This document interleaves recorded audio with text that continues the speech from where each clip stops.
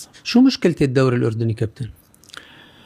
المشكلة تاع الدوري الأردني هي مشكل موارد، أظن موارد مادية أكثر، موارد مالية، منشآت يعني دون المستوى. نعم.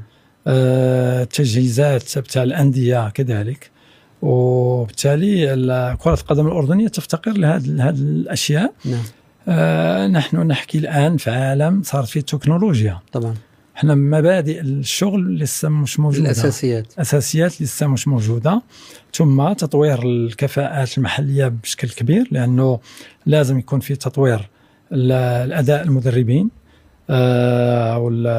والمعدين البدنيين. الدوري الأردني يفتقر للمعد البدني، وبالتالي لا يمكن أننا ننافس في مستوى عالي ونحن نفتقر إلى معدين بدنيين. لأن كرة القدم أول شيء هو إعداد بدني وركض، طبعا. قدرة على الاستجابة لمتطلبات اللعبة الحديثة. وبالتالي حكينا مع الاتحاد وعشان يعني يكون في تصور واضح المرحلة المقبلة في إعداد معدين بدنيين لجميع الأندية.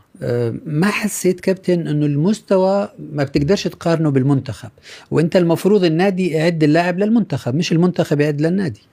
طبيعة الحال يعني أنا دوري هو أني أختار. نعم. يعني أختار من المتاح، يعني من الموجود، من الأفراد الموجودة. وبالتالي إذا كانوا لاعبين مميزين أتختار اللاعبين المميزين. أنا قمت بلقاء المدربين الأردنيين عشان نتقاسم الأفكار ونشاركهم طموحنا.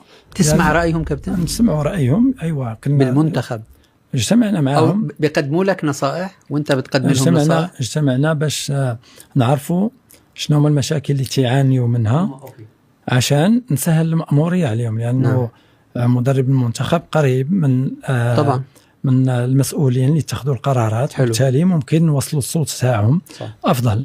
لأنه همنا هو أنه لما نغادر الأردن نخلفوا شيء وراءنا. نعم، تترك أثر إيجابي.